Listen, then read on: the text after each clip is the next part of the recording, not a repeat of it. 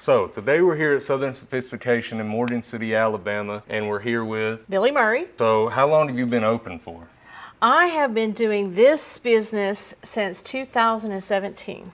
Wow, always the same location or? No, we grew. I was in the corporate world for many years as an HR director and decided to come start my own business. And we started doing out of just a little warehouse. We started with doing some uniforms and T-shirts here and there, and it grew bigger. Went to the garage, and it grew bigger, and then we finally went to a retail store, and we kept just every 2 years moving because we outgrew our space. And we've been here in this large space since July of last year, and hopefully the guy that owns the building said if I outgrow this, he'll build me a building. So hopefully I'll stay in this building for a while. It's good to be on an upward trajectory. That's right. Though. That's right. You know. So when did you actually move into this space? July of last year. So we've been here a little over a year. So one thing that you have that a lot of the businesses I have interviewed thus far, you've been open before and after COVID. So Yes. How did that affect your business? It's very interesting because not only did we have COVID, but we had the big closure of the highway where the people bridge. had to go like 25 miles. It took me 3 miles to get to work, and then it took like 25 miles to get to work. At the time, we were on the other side, so people had to come by our store. So we were saved by that. And COVID, we found ways to work around that we can still work and meet the customers. And as long as we didn't have over a certain amount of people in the store at a time, it was loud.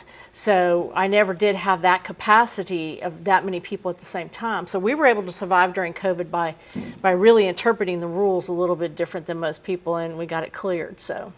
Well, so do you think having your business in a smaller town was actually beneficial when something like that happened versus being in a big city where you would have to push customers away? Yes and no. We found that a lot of times during COVID, people really bought a lot offline. And that was concerning to us, but we still have people that want to try on stuff, see stuff, touch stuff. And so, you know, we struggled. Don't get me wrong, we struggled, but we survived. That's kind of basically, I wouldn't say we thrived, we survived. Yeah. And by surviving, we were able to get through that, and then people were so ready to get out and go shopping and do things that we were there ready. So by, I think, surviving, we were able to grow after COVID. So have you done online sales the whole time you've done the business? We did more live Facebook Lives, and we also have another platform called Whatnot, and it's a selling site that you can go on, and it's nationwide, and it's really great because they've incorporated all the shipping and everything into it. So we've done Whatnot shows, and we've also done Facebook Lives, but we probably did them more during COVID than we do now. We're so busy that, and so we, you know, and people love them. You know, the problem that with Facebook Live is just about anything is finding a mechanism where people pay faster. Because a lot of times they'll say, oh, I want that. And you got to hunt them down for like 3 weeks sometimes to get them to pay for it. So that's kind of where we're kind of searching for maybe a better method with the Facebook Live is for the payment. And people have processes for that. We just haven't gone into it that much yet. So Fair enough. So would you say, like, what's your busiest day normally during the week? Fridays. Fridays by far. I say that, you know, usually Tuesdays and Thursdays are our slowest. And as soon as I say that, it'll be our busiest day ever. And Saturdays, you know, during football season are not very busy. So last week when Auburn and Alabama were both playing in the middle of the day on Saturday, it was probably my busiest day I've ever had. So I can't quite predict it, but usually Fridays are our busiest because people are getting paid. It's end of the week, you know, because we do two different things here. We also have the boutique and the garment decorating. We also have the nutrition side of the store with the loaded tea drinks. So different days are probably bigger for the loaded teas, and then, you know, we also do a lot of businesses. So it's almost like times of the year, you know, when businesses want to buy new merch for their companies. So right now it's really hard to tell. It varies. But I would say if I had to pick a day, it'd be Friday. I mean, that kind of makes sense, which I honestly thought it'd be Tuesday or Thursday just because you're open the longest on those days. So I would think it would be like more traffic overall. But I guess on Friday, people are more likely to, like, they just got off work, don't got to go work tomorrow. Yeah, and a lot of them don't work on Fridays anymore. So a lot of people are on the 4-day work week. So, we just found that Fridays, and a big part of our clientele are the school system employees that work for the schools. So, when they get off at 3 o'clock, that's kind of when we see a big influx I would say probably between 2 and 4 are probably our busiest times. Pretty interesting Yeah. to me too, because like that's when people are getting out of school, so you would think people be going to pick up their kids or something, not really. They either be as hit me busy. before their kids or after their kids. Fair enough. Like, one of the final questions I have about this overall is like, what is your favorite part about owning a business? Well, it certainly isn't the money, because people think that you own your own business, you have a lot more money. You actually have a lot less money, and you actually work twice as hard. And because you're always putting money back in the business, you're buying. I think the hardest part is surviving it takes several years to be profitable. And, a lot of people want to buy a business and just, sit at home and let somebody else run it. You can't do that. So you put in a lot more hours and make a lot less pay, but you're so much more happier. And I would say I love doing it because I didn't realize how creative I was, but I obviously have become creative, and I enjoy most of the stuff that I do makes people happy. You know what I'm saying? I used to be in human resources, which everybody hated human resources because they always thought they were getting fired, you know. And here, people get a T-shirt, they're happy, or they get a drink, they're happy. So I enjoy what I do. I enjoy every day coming to work. We put in a lot of extra hours, but it's just enjoyable. So what would you say the hardest part of it has been? Like, it doesn't even have to be something that's bothering you now, but just over the course of it, or has everything been... No, it's. I think the ebb and flow of finance. Being able to have enough money to get your inventory, and then deciding, what is it that people like. And I think that takes years and years to decide who your market is. And it took us a while to find out who our market niche is. We don't have. It's not the babies. It's not the teenagers. It's a certain age group that I would say probably from 18 to 80. And so we probably have more of a professional look. We don't have a lot of trendy looks. So trying to figure that out, and then just being able to, because if I had a lot of money, I'd have a whole lot more stuff. So trying to figure out how do I take the limited resources I have to figure out what is the best thing to offer. So I would say that would probably be the hardest thing, just on an ongoing basis. Our beverage station. This right here is actually some tea we're going to use. We try to use our ground tea into our plants and stuff. But we are a Herbalife distributor, so we do what they call the loaded tea bombs, which are equivalent to 2 cups of caffeine, or 2 cups of coffee, I should say, and they are like fruity flavors, but there's antioxidants and vitamins, so a lot of people love those. We can also add collagen and protein to those, so those have been real popular. We also do the Piper and Leaf tea, so like, for example, we just did some brewing today of the lemon berry, peach, pumpkin moonshine, and the front porch special. And what we do is we do brew a concentrate, and then people can come and order their Piper and Leaf teas here. Even though they're local, people can get it here as well. So that's kind of our drink section. We just pretty simplified on that. This section is our women's boutique. We carry like game day stuff. And we kind of like focus a lot with the teachers, because we don't do a lot of distressed jeans and things like that where the teachers can wear them. So we kind of try to keep a good stock. We're in the process of stocking for our fall line now. We added a baby section, which has been more popular than I expected.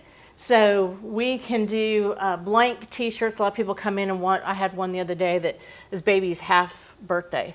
So we kind of designed a football half yard line, halftime kind of thing, a shirt. But we also have like for gifts, so we have higher end things that they can pick for gifts. And we can also do decorations. So you do custom, like a lot of things, correct? We do custom hats, from leather patches to embroidery hats. We do uniforms. We do embroidery uniforms. We can do, like I said again, patch uniforms. We do a lot of spirit wear. We can do embroidery, vinyl, and DTF. We could do sublimation, not a lot, and screen printing. So that is our blank section, which we'll go to. But this right here is kind of our just accessory, where we do candles and body care. We have laundry detergent, soaps, a lot of our candles, jewelry, those type of things that we have here. Then we have a small men's section, which is an area that we're going to be expanding. And then this is what we call, from this area here, is our blank and our spirit wear section, where we do have Auburn, Alabama stuff. We have our sweatshirts, our blank t-shirt wall, and these type of things that people can come in and pick. Like I had a roofing company come in earlier, and we did an order for them. That's why I have a lot of shirts out here. But we also have individuals that come in and can pick out prints and get t-shirts made immediately. So they'll pick a print and pick their shirt, and we press it immediately. Okay. So that's kind of the nice thing, is they don't have to wait for something. I had somebody come in a while ago, needed a bride shirt for somebody's leaving tomorrow. We actually had the time. We went back, made it, so they got it. So this is probably the only place too. Well, I know it's the only place in the general area where you can get. We cover all the schools. I have Arab Spirit Wear. I have Brindley Mountain Spirit Wear. I even have Gunnersville. Wow. I have Eva, Kateka, Lacey Springs, Union Hill, and Brewer. We even have Grissom. So if a school comes in and they want us to carry their stuff, we do. And so, like, back to school, this whole thing was flooded with different type of school mascots and prints. So we don't just pick one school. And we also do some private events too. Like, we do volleyball tournaments and things like that, where we'll go and set up, and we will sell at their tournaments, and they'll tell us kind of what they're looking for, what they want us to sell, and we'll do that. And so you make uniforms too, right? Like you make do you do like all different sports, or mainly Yes. like? We don't do a lot of cheerleading. We can do cheerleading, but we do mostly the rec leagues. Most of the high schools, they're still in love with Under Armour and Nike, and we can't quite get those things because they don't let new vendors in. But we do a lot of rec leagues, and we can do everything from completely custom sublimation uniforms to stock uniforms, where we can come up with a design. We did a little soccer team the other day for the little 3 and 5 year olds, and it was like tiny tornadoes, and so we had the tornado logo and stuff. So it's kind of fun. That's what I love about my job, because that's like, I get to come up with cute stuff like that. So. Well, yeah, I believe you made some of our uniforms even when I was in school. Yeah, So I mean, did. yeah. Which fun fact? Yes, this place is very close to like where I grew up. So been here before, but actually I don't know if I've been here before. I don't think you've been to the new store. No, your mom has, but yeah, the old Yeah. location probably. It's kind of fun. I like what I do here. You know, some days like my knees hurt. Yeah, I'm on concrete all day, but you know, at the end of the day, I love what I do. So that's saying something. You know, it's hard to find something in your life that you can get up every day and say you love doing. And if you can find that, go for it.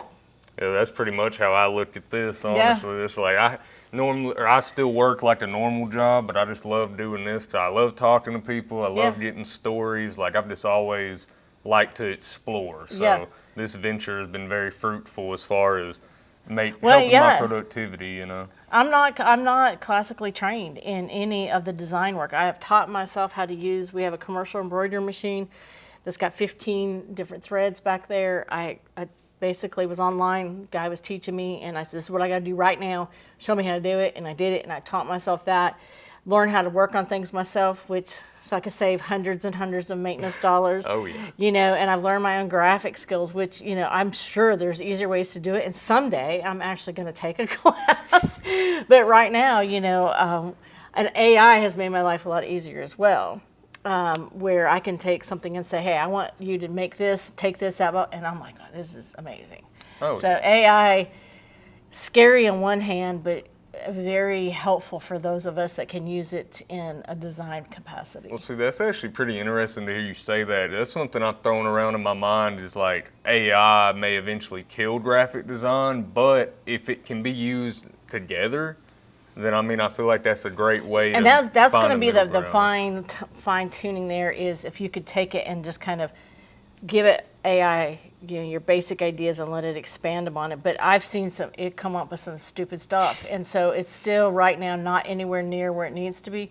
But I also grew up where they didn't have cell phones either, so look how far we've come from there. So, you know, I think it'll be there, you know, and I just think the graphic designers are going to be the ones that are directing it, you know. So you don't think, at least in any near future, we'll have a problem with AI attempting to take over the graphic design industry? I hope not.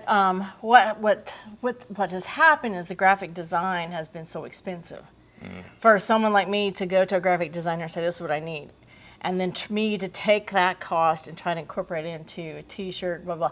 That's where the problem has been, is because that's why AI and there's other venues you can go to where you can get cheaper labor, which is not necessarily fair because you want to use local, you want to use people you know, but you also don't want to pass that cost on to your customers. So I don't want to have a $40 t-shirt when I can get it for $18, if I could sell it to them for that. But, it's the same thing with consumers going to Shein, buying things from Shein, and it makes me crazy because they get 15 items from Shein and 2 of them fit, and they got to send all of them back. Mm-hmm. And I'm saying, but then they want a store like this in their community. They want a store like this in a little local area. But the only way people like us are going to survive is if they actually come. Mm-hmm. And I had somebody says, well, what can we do to support you? I said, revenue. I don't need you to say, I support you. I don't need you to tell everybody how great I am, which is great, but I need you actually to come in here and buy things. And, for your company, your organization, whatever. And then, because we've had a big thing. There's a community up here called Morgan, the core of Morgan City. And it's local businesses that are meeting once a month. Of course, I missed the meeting this morning. And we're trying to figure out ways to grow this community. And we're talking about, we're doing things like a big trick or treat, trunk or treat out here. We're going to do a cookie crawl at Christmas. And it involves a lot of these major businesses. But, our biggest thing is that, we're trying to tell people, you want us here, then you got to come here, and say like, hey, yeah, I know I can probably get it at Amazon for $10, but if you pay here $12 here, that $2 goes back into the community. And, we're the first people they come to for fence signs at the sports, for sponsorships for the schools. They hit all of us up, and we're like, this is awesome because we all want to do that. But at the same time, we got to have the revenue to turn around and give it back. So that's kind of our biggest thing right now. Well, that's pretty cool to me because it's easy for a community like this to not grow like it would be if people didn't put the work in, because places like this get overlooked a lot. Like if you search Morgan City, like half the time nothing even pops up. But it's like the only way that'll ever change is with people attempting to change it. It's got to get out. And social media is great about doing that. I love social media to the point I wish I would do more of it because I don't and I need to. But, is having the good core places to be here. We have the station now, we have Owens Appliance here, we have Brindley Mountain Homes here, we have us here, and trying to make sure that we offer a great service. Because a lot of people are like, I need a last minute gift. They know where to come, and so that's what's really great. And I will have to say we've been very fortunate. A lot of the local businesses have come to us for their merch. So that's been a blessing to us. Because, your day-to-day sales are great, but when you get those big bulk orders, that's fantastic. What's the biggest order you've had to fill? Oh, my goodness. One of them would be like the PTO came to us from Union Hill, and we did T-shirts for the entire school.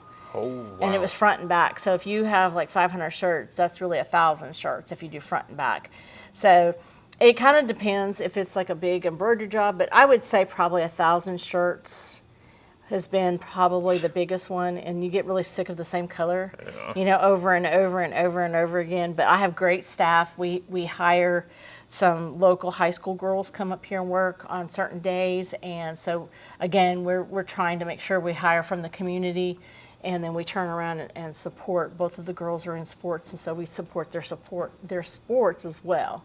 Well, yeah, that's awesome. Yeah. They're just supporting all around. Well, to me, it's like yeah.